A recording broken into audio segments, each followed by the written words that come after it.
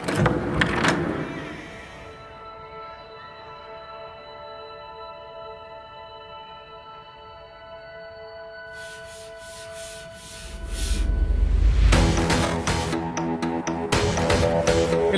സഹോദരന്മാർക്കും സഹോദരിമാർക്കും സുഹൃത്തുക്കൾക്കും ദൈവനാമത്തിൽ സമാധാനം. ഞാൻ നിങ്ങളുടെ പ്രിയ സഹോദരൻ അജിത്ത്.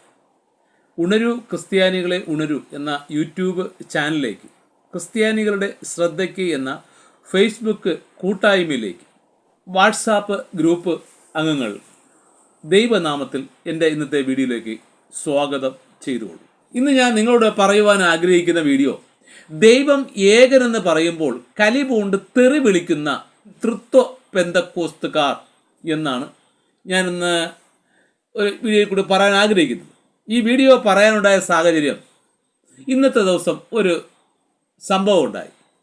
ഞങ്ങളുടെ ഗ്രൂപ്പിൽ പലതരം വ്യത്യസ്ത അഭിപ്രായമുള്ള വ്യക്തികളുണ്ട്.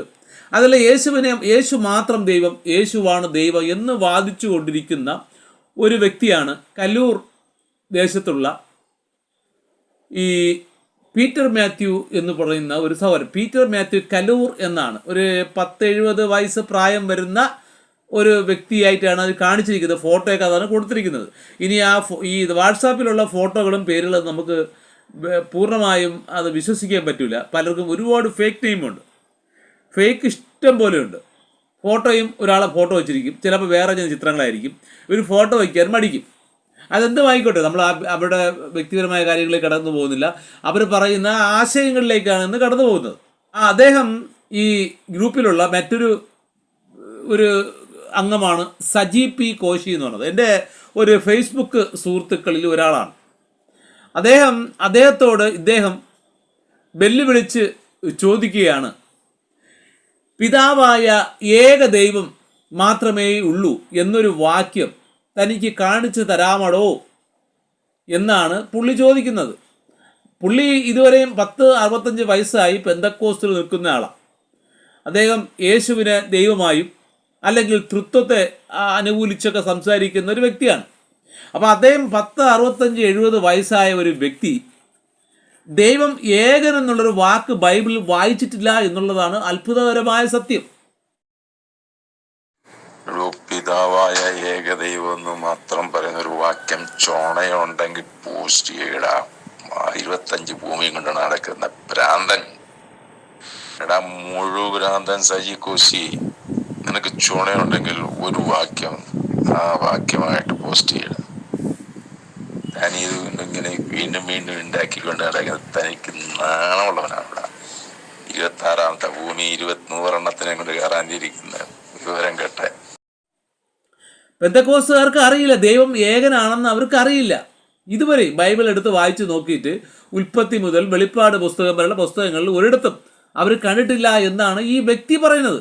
തനിക്ക് ധൈര്യമുണ്ടെങ്കിൽ ഒന്ന് കാണിച്ചു തരാമടോ എന്നാണ് പുള്ളി ചോദിക്കുന്നത്. പുള്ളി വിചാരിച്ച് ഗ്രൂപ്പിലുള്ള എല്ലാ അംഗങ്ങളും അങ്ങേരെ പോലെ പൊട്ടനാണെന്നാണ് അദ്ദേഹം വിചാരിച്ച് വെച്ചിരിക്കുന്നത്. ഈ സജി പി കോശി അദ്ദേഹം വോയിസ് ഇട്ട് എത്രയോ സമയം കഴിഞ്ഞിട്ടും മറുപടി കൊടുത്തിട്ടില്ല. വേറെ എന്തൊക്കെയോ അദ്ദേഹം മറുപടി കൊടുക്കുന്നുണ്ട്. ഈ പറഞ്ഞ ചോദ്യത്തിന് ഉത്തരം കൊടുത്തില്ല. അപ്പോൾ എനിക്കൊരു വിഷമം, കാരണം ഈ ഗ്രൂപ്പിൽ ആരുമില്ല. ദൈവത്തെയാണ് പരിഹസിച്ചത് പുള്ളി. ദൈവം ഏകനല്ല, ദൈവം ഏകൻ മാത്രം, ദൈവം ഏകൻ എന്നുള്ളൊരു വാക്യം ബൈബിളിൽ ഇല്ല എന്ന് അദ്ദേഹം ഇത്ര ശക്തമായി വാദിക്കുമ്പോൾ അതൊരു വചനം കാണിച്ചു കൊടുക്കാനാണ് അവർ ചോദിച്ചത്.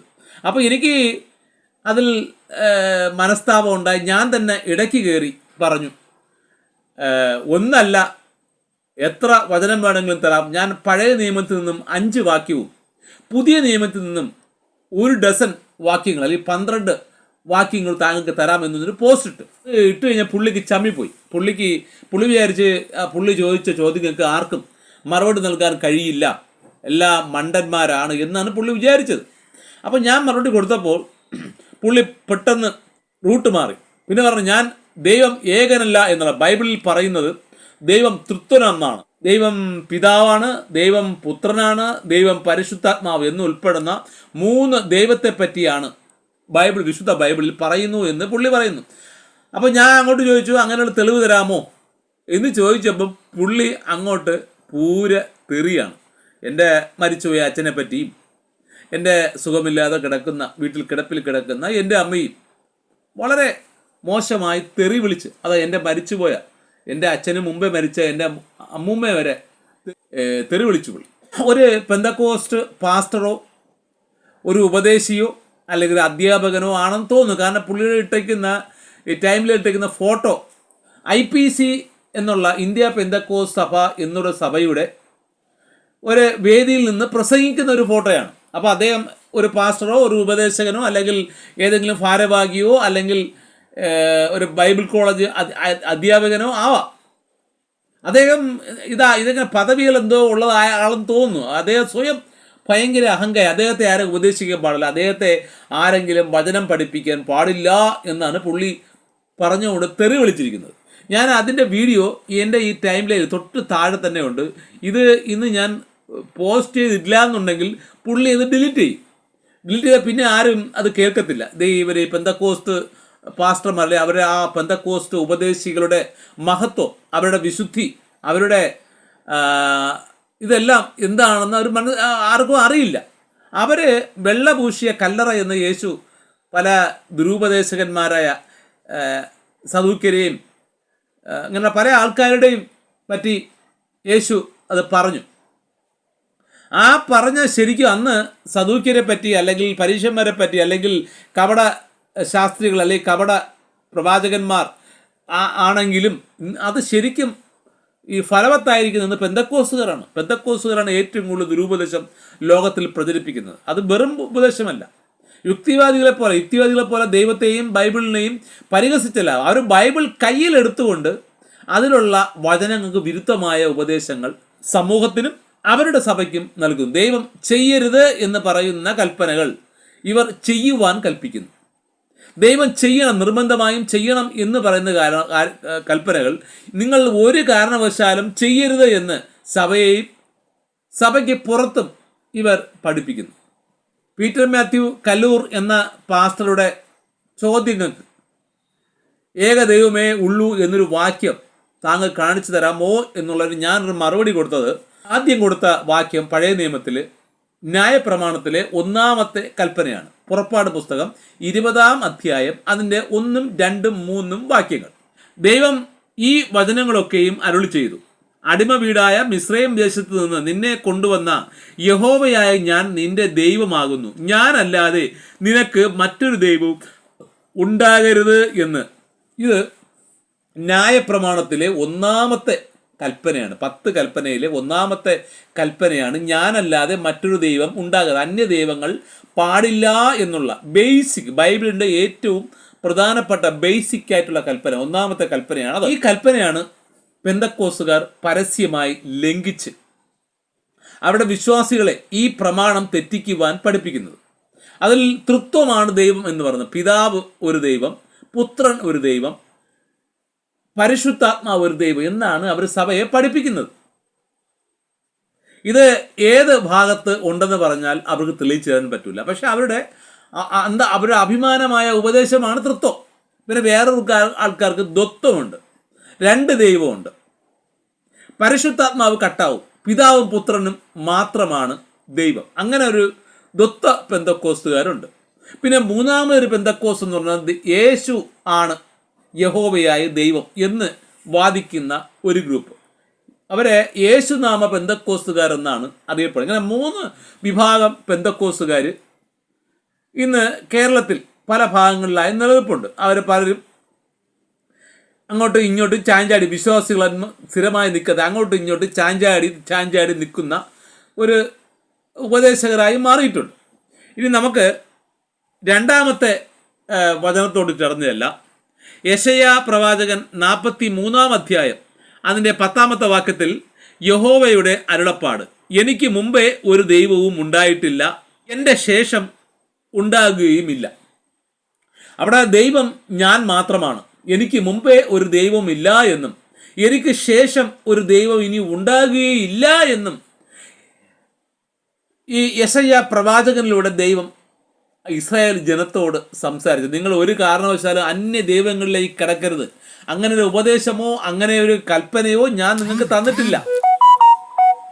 ഞാനല്ലാതെ മറ്റൊരു ദൈവം നിങ്ങൾക്ക് ഉണ്ടാകാൻ പാടില്ല എന്നുള്ളത് യഹോവയായ ദൈവത്തിൻ്റെ ഒന്നാം ന്യായപ്രമാണത്തിൽ പറയും പോലെ ഇവിടെ യെശയ്യാ പ്രവാചകനായ ദൈവത്തിൻ്റെ പ്രവാചകന്മാരിൽ ഏറ്റവും ശക്തനായ പ്രവാചകന്മാരിൽ ഒരാളാണ് യെശയ്യാവ്. ആ യെശയ്യാവിൽ കൂടി ദൈവം പറയുകയാണ്, എനിക്ക് മുമ്പേ ഒരു ദൈവവുമില്ല, എനിക്ക് ശേഷവും ഒരു ദൈവവും ഇല്ല എന്ന് വളരെ അടിവരയിട്ടുകൊണ്ട് ദൈവം ഉപദേശിക്കുന്നു. ഇനി മൂന്നാമത് ആവർത്തന പുസ്തകം 6-ാം അധ്യായം 4-ാമത്തെ വാക്യത്തിലാണ്, ഇസ്രായേലെ കേൾക്ക, യഹോവ നമ്മുടെ ദൈവമാകുന്നു, യഹോവ ഏകൻ തന്നെ. അത് മോശയുടെ ന്യായപ്രമാണത്തിലെ എഴുതിയ വചനങ്ങളുടെ ആവർത്തനമാണ് ആവർത്തന പുസ്തകം എന്ന് പറയുന്നത്. അതിലും ആവർത്തിച്ച് വീണ്ടും ഇസ്രായേൽ ജനം കൂടുതൽ മനസ്സിലാക്കുവാൻ വേണ്ടി കൊടുത്ത വചനമാണ് 6-ാം അധ്യായം 4-ാമത്തത്. ഇസ്രായേലെ കേൾക്ക, യഹോവ നമ്മുടെ ദൈവമാകുന്നു, യഹോവ ഏകൻ തന്നെ. നമ്മുടെ ദൈവം ആയ ഏകനായ ദൈവം യഹോവ മാത്രമാണ്, മറ്റൊരു ദൈവം നമുക്കില്ല എന്ന് ദൈവം ആവർത്തിച്ച് മോശയിലൂടെ സംസാരിച്ചു. സങ്കീർത്തനങ്ങൾ 136-ാം അധ്യായം 4-ാമത്തെ വാക്യത്തിൽ, ഏകനായി മഹാത്ഭുതങ്ങളെ പ്രവർത്തിക്കുന്നവനെ അവൻ്റെ ദയ എന്നേക്കുമുള്ളത് എന്ന്. അപ്പോൾ അത്ഭുതങ്ങൾ, മഹാത്ഭുതങ്ങൾ എന്ന് പറയുന്നത് മനുഷ്യന് ചെയ്യാൻ പറ്റാത്ത കാര്യങ്ങൾ ചെയ്യാൻ കഴിയുന്നത് ദൈവത്തിന് മാത്രമാണ്.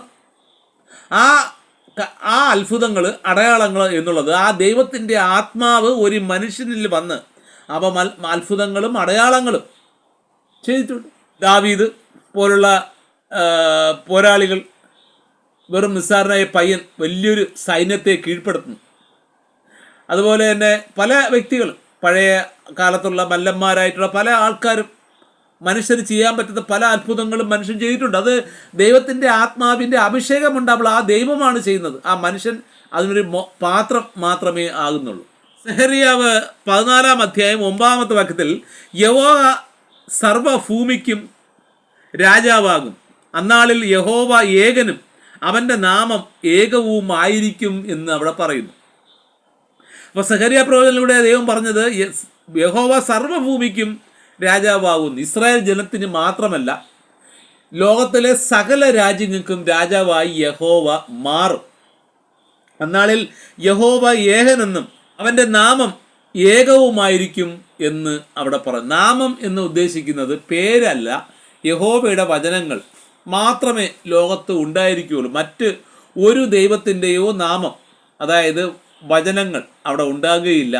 അന്നാളിൽ ആണ് യഹോവയായ ദൈവം രാജാവാകുന്നു എന്ന് അവിടെ സെഹറിയ പ്രവാചകനിലൂടെ ദൈവം സംസാരിച്ചത്. പീറ്റർ മാത്യു കലൂർക്കാരൻ്റെ പരാതി, അങ്ങനെ ഒരു വാക്യമുണ്ടോ എന്ന് ചോദിച്ചതിൽ പഴയ നിയമത്തിൽ നമ്മൾ 5 വാക്യം കൊടുത്ത് വിശദീകരിച്ച് കൊടുത്തിട്ടുണ്ട്. ഇനി നമ്മൾ പുതിയ നിയമത്തിലേക്ക് പോകാം. അവിടെ എവിടെയെങ്കിലും ദൈവം ഏകൻ എന്ന് പറയുന്നുണ്ടോ, അല്ലെങ്കിൽ ദൈവം തൃത്വം എന്ന് പറയുന്നുണ്ടോ, അല്ലെങ്കിൽ ദൈവം ദ്വത്വം എന്ന് പറയുന്നുണ്ടോ, അല്ലെങ്കിൽ യേശു ദൈവം എന്ന് പറയുന്നുണ്ടോ എന്ന് നോക്കാം. നമുക്ക് ആദ്യം ഈ യേശുവിനെ ദൈവമാക്കുന്ന യേശുനാമക്കാരോട് നമുക്ക് ചോദിക്കാം, യേശുവിൻ്റെ സാക്ഷ്യം എന്തായിരുന്നു? ദൈവത്തെക്കുറിച്ച് സാക്ഷ്യം എന്തായിരുന്നു? യേശു താൻ ദൈവമാണെന്ന് പറഞ്ഞോ, ശിഷ്യന്മാരെ പഠിപ്പിച്ചോ? അല്ലെങ്കിൽ ദൈവം തൃത്വമാണെന്ന് ശിഷ്യന്മാരെ പഠിപ്പിച്ചോ? അല്ലെങ്കിൽ ദൈവം ദ്വത്വമാണെന്ന് ശിഷ്യന്മാരെ പഠിപ്പിച്ചോ? അതോ ദൈവം ഏകനാണെന്ന് ശിഷ്യന്മാരെ പഠിപ്പിച്ചോ എന്ന് നമുക്കൊരു കുറേ വാക്യങ്ങൾ ഒന്ന് മനസ്സിലാക്കി കഴിഞ്ഞാൽ നമുക്ക് കൂടുതൽ കാര്യങ്ങൾ മനസ്സിലാകും. മർക്കോസ് എഴുതിയ സുവിശേഷം 12-ാം അധ്യായം 29-ാമത്തെ വാക്യം ഒന്ന് വായിച്ചു നോക്കാം. എല്ലാത്തിനും മുഖ്യ കൽപ്പനയോ, ഇസ്രായേലെ കേൾക്ക, നമ്മുടെ ദൈവമായ കർത്താവ് ഏക കർത്താവ്. ഇത് യേശു ക്രിസ്തു യഹോവയായ ദൈവത്തെക്കുറിച്ച് പറയുന്ന ശിഷ്യന്മാർക്ക് കൊടുക്കുന്ന ഉപദേശമാണ്. എല്ലാത്തിനും മുഖ്യ കൽപ്പനയോ, ഇസ്രായേലെ കേൾക്ക, നമ്മുടെ ദൈവമായ കർത്താവ് ഏക കർത്താവ്. അത് തന്നെയാണ് ന്യായപ്രമാണത്തിലും പറയുന്നത്. അതാണ് മുഖ്യ കൽപ്പന. ന്യായപ്രമാണത്തിലെ 1-ാമത്തെ കൽപ്പന, ഞാനല്ലാതെ മറ്റൊരു ദൈവം ഉണ്ടാകരുത്. അത് തന്നെയാണ് യേശുക്രിസ്തുവും ഇവിടെ പറയുന്നത്. എല്ലാത്തിനും മുഖ്യ കൽപ്പനയോ, ഇസ്രായേലെ കേൾക്ക, നമ്മുടെ ദൈവമായ കർത്താവ് ഏക കർത്താവാണ് എന്നാണ് അവിടെ പറയുന്നത്.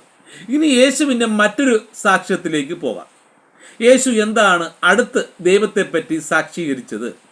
മർക്കോസ് എഴുതിയ സുവിശേഷം 12-ാം അധ്യായം 32-ാമത്തെ വാക്യത്തിൽ, ശാസ്ത്രി അവനോട്, നന്ന് ഗുരു, നീ പറഞ്ഞത് സത്യം തന്നെ, ഏകനേയുള്ളൂ, അവനല്ലാതെ മറ്റൊരുത്തനുമില്ല. അവിടെ യേശുക്രിസ്തു ദൈവത്തെക്കുറിച്ചുള്ള ഒരു വിശകലനം അല്ലെങ്കിൽ ഒരു ഉപദേശം കൊടുത്തപ്പോൾ അത് കേട്ടു നിന്നിരുന്ന ഒരു ശാസ്ത്രി എന്ന് പറഞ്ഞാൽ അന്നത്തെ കാലത്ത് പരിജ്ഞാനമുള്ള, ഇന്നത്തെ കാലം മലയാളത്തിൽ പറഞ്ഞ വിദ്യാഭ്യാസം നേടിയ, ഉന്നത വിദ്യാഭ്യാസം നേടിയ ആൾക്കാർ, അവരെയാണ് അന്നത്തെ കാലത്ത് ശാസ്ത്രി എന്ന് പറയുന്നത്. ആ ശാസ്ത്രി പോലും യേശുവിൻ്റെ ശിഷ്യത്വം സ്വീകരിച്ച് ആ യേശുവിൻ്റെ ഉപദേശം കേട്ട് അവിടെ ആമേൻ പറയുകയാണ്.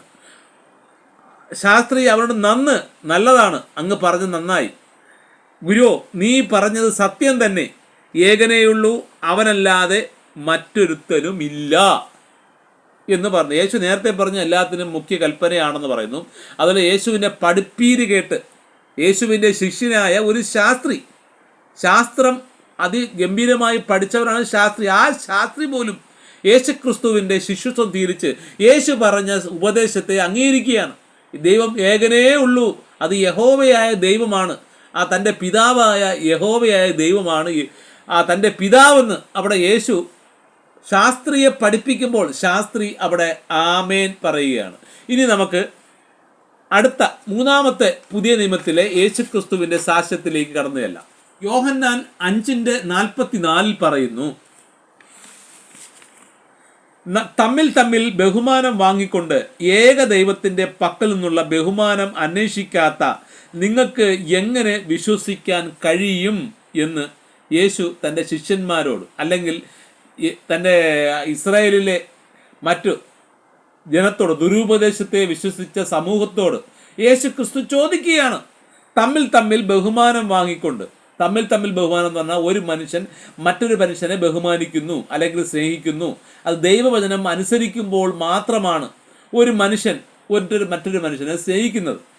ആ ദൈവത്തിൻ്റെ കൽപ്പന അനുസരിക്കുമ്പോൾ മാത്രമേ ഒരു മനുഷ്യന് മറ്റൊരു മനുഷ്യനെ സ്നേഹിക്കാൻ കഴിയുള്ളൂ. സ്നേഹിക്കുക എന്നുള്ളത് മറ്റൊരു മനുഷ്യനെ ഉപദ്രവിക്കാതെ അവന് വേണ്ട സഹായങ്ങൾ ചെയ്തു കൊടുത്ത് അവൻ തമ്മിൽ സ്നേഹിച്ച് ജീവിക്കും.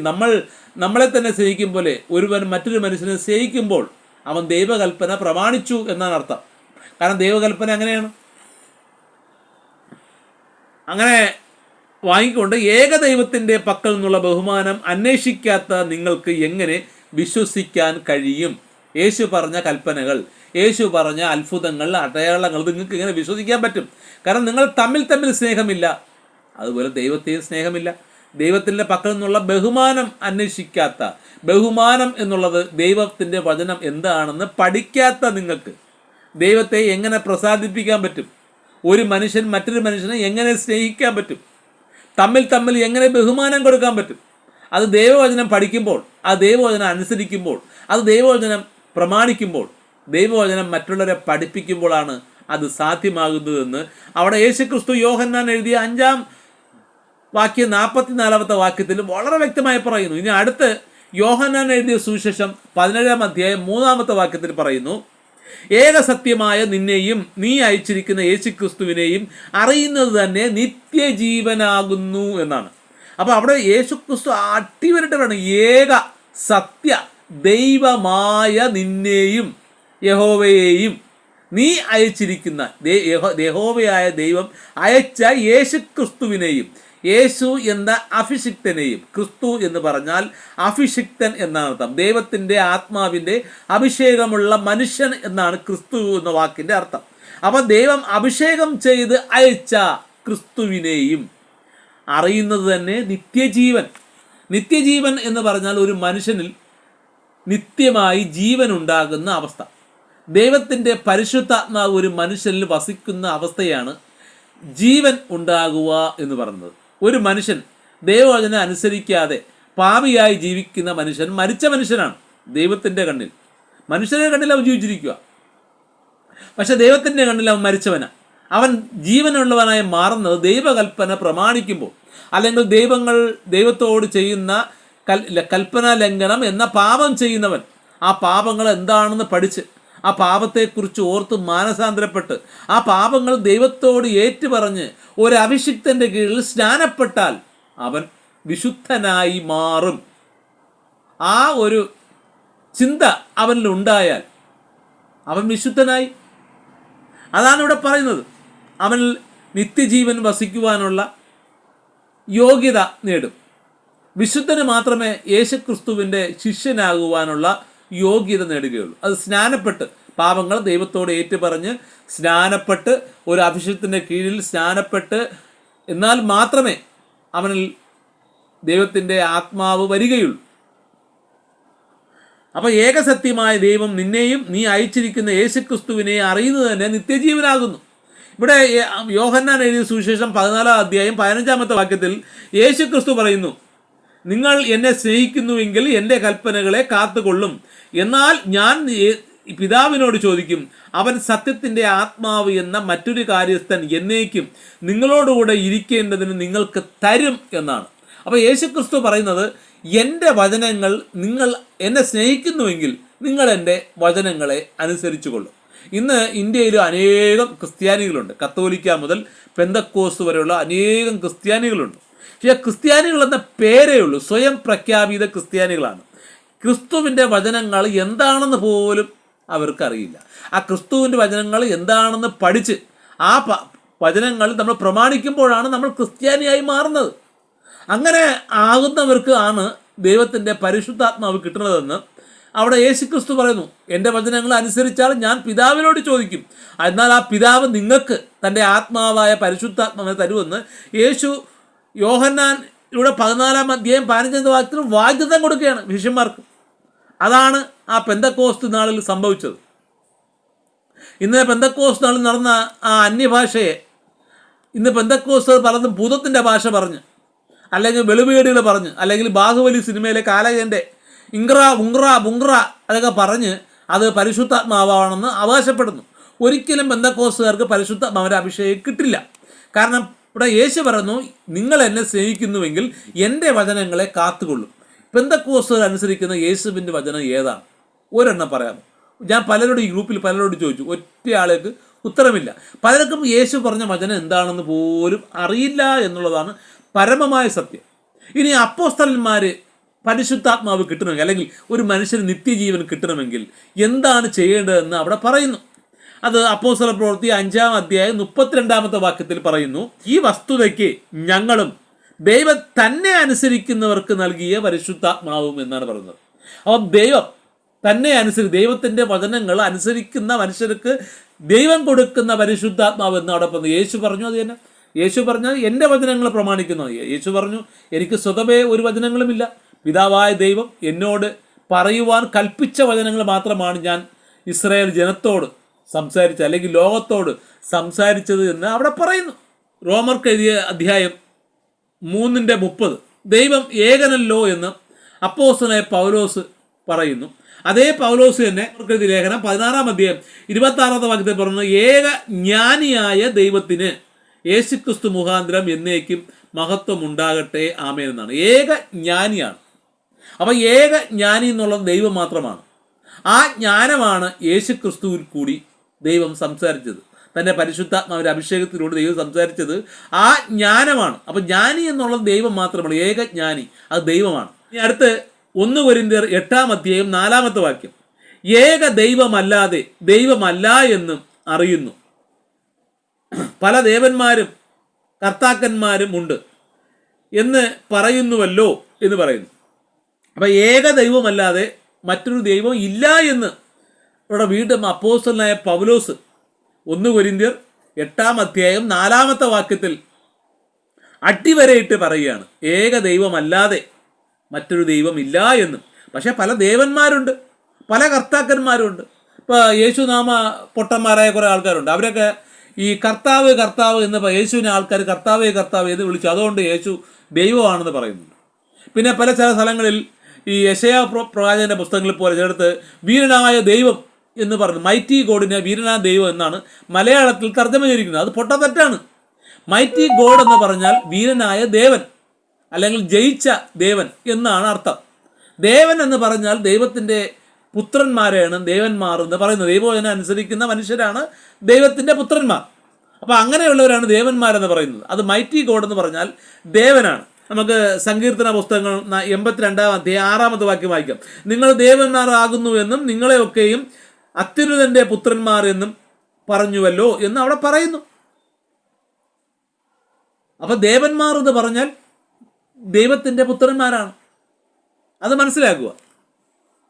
ഇനി അടുത്ത് 1 കൊരിന്ത്യർ 8:6 പറയുന്നു, പിതാവായ ദൈവമേ നമുക്കുള്ളൂ എന്ന് അപ്പോസ്തലനായ പൗലോസ് കൊരിന്ത്യ സഭയെ ഉത്തേജിപ്പിച്ചു എന്ന് പറയുക, വീണ്ടും ആവർത്തിച്ച് പറയുക.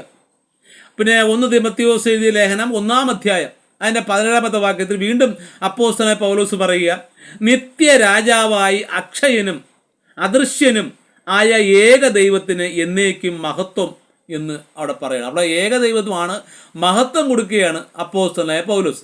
യാക്കോബിന് എഴുതിയ ലേഖനം 2-ാം അധ്യായം 19-ാമത്തെ വാക്യം, ദൈവം ഏകനെന്ന് നീ വിശ്വസിക്കുന്നുവോ? കൊള്ളാം, പിശാചു അങ്ങനെ തന്നെ വിശ്വസിക്കുകയും വിറയ്ക്കുകയും ചെയ്യുന്നു എന്നാണ്. അപ്പോൾ പിശാചിനുണ്ടായ പരിജ്ഞാനം പോലും ഇന്നത്തെ പെന്തക്കോസ്ത് സഭകൾക്ക്, യേശുനാമ ദ്വത്വ പെന്തക്കോസ്ത്, തൃത്വ പെന്തക്കോസ്തുകാർക്ക് അറിവില്ല എന്നുള്ളതാണ്. പിശാച് പോലും ദൈവം ഏകനെന്ന് പറഞ്ഞ് വിറയ്ക്കുകയാണ് ആ വചനം കേട്ട്. അപ്പോൾ ദൈവം തൃത്വം എന്ന് പറയുമ്പോൾ പിശാചിന് വിറയിൽ മാറ്റുന്നവരാണ് പെന്തക്കോസ്തുകാർ. അല്ലെങ്കിൽ ദൈവം രണ്ടാണെന്ന് ദ്വത്വമാണെന്ന് പറയുന്ന പെന്തക്കോസ്തുകാരും പിശാചിൻ്റെ വിറയിൽ മാറ്റുകയാണ്.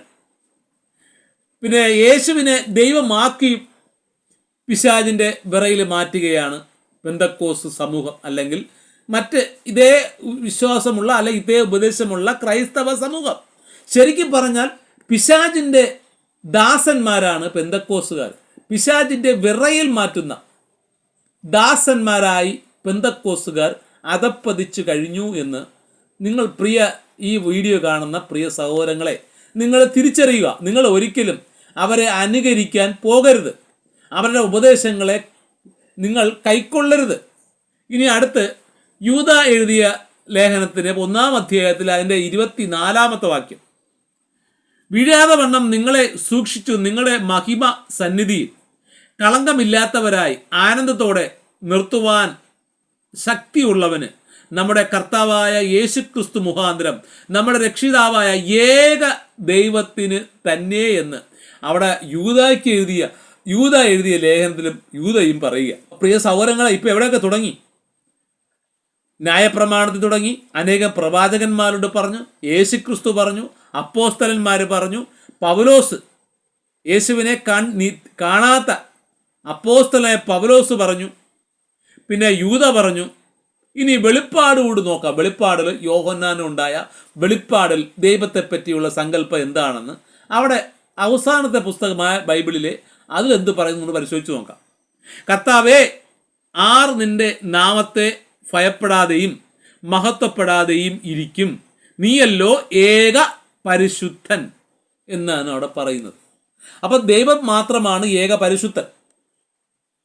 അപ്പോൾ യഹോവയായ ദൈവം പഴയ നിയമത്തിൽ ഇസ്രായേൽ ജനത്തോടും അല്ലെങ്കിൽ പ്രവാചകന്മാരോട് ദൈവം പറയുന്നുണ്ട്, ഞാൻ വിശുദ്ധനാകയാൽ നിങ്ങളും വിശുദ്ധരാകുവിൻ.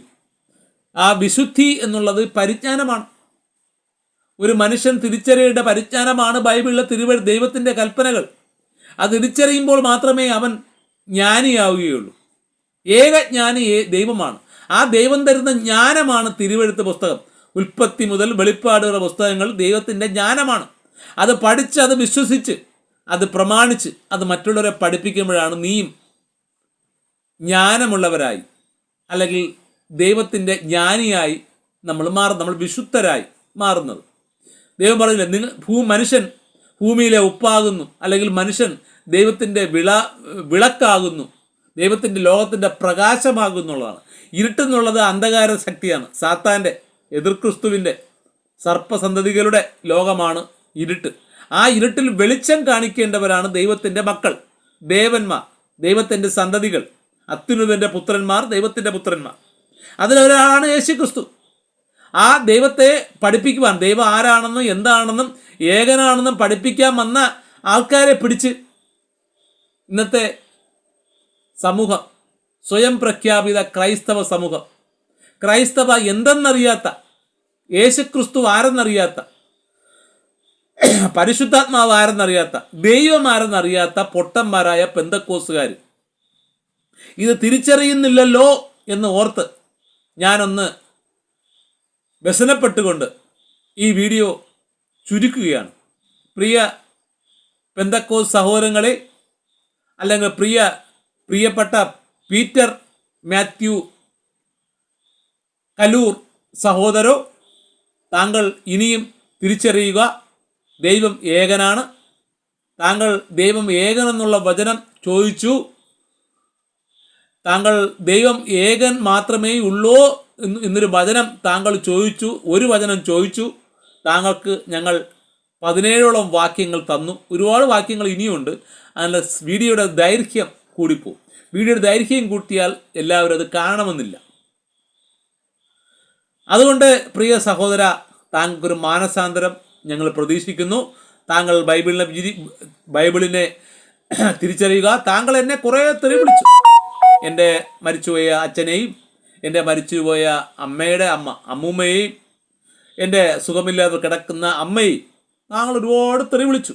എനിക്കതിൽ താങ്കളോട് ഒരു പരിഭവമോ ഒരു പിണക്കമോ ഒരിക്കലും ഉണ്ടാകുകയില്ല. താങ്കളോട് സഹതാപം മാത്രമേ എനിക്കുള്ളൂ. വേറെ ഒന്നുകൊണ്ടല്ല. താങ്കൾ വചനത്തെ തിരിച്ചറിയാത്തത് കൊണ്ടുള്ള ഒരു മനസ്താപം, ഒരു സഹതാപം, ഒരു ദയ. ഞാൻ എൻ്റെ വീഡിയോ ചുരുക്കുകയാണ്. അടുത്ത വീഡിയോ കാണും വരെ എല്ലാവർക്കും നല്ലൊരു ഗുഡ് ബൈ.